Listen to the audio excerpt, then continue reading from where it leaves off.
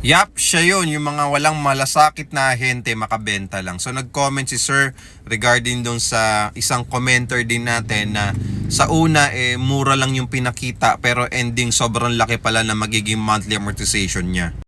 Actually, minsan talaga nakaka-mislead talaga, okay, yung mga information na binibigay ng mga ibang sellers para makakuha din talaga ng buyers. Pero yun nga, tayo mga buyers, much better po na i-check po natin mabuti yung bibilin po nating property. So, pwede nyo naman i-check yung sample computation and then yung disclosure statement nyo kapag nag-reserve na po kayo.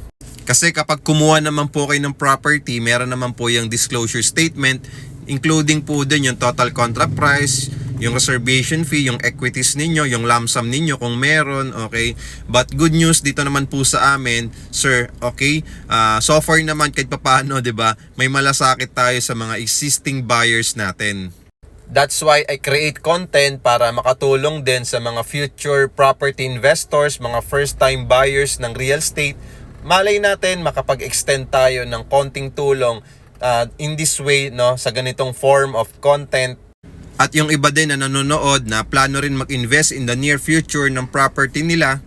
Kaya tayo gumagawa ng ganitong content para mas maging aware pa at mas maging matalino pa yung magiging future real estate investors or buyers natin dito sa Philippines.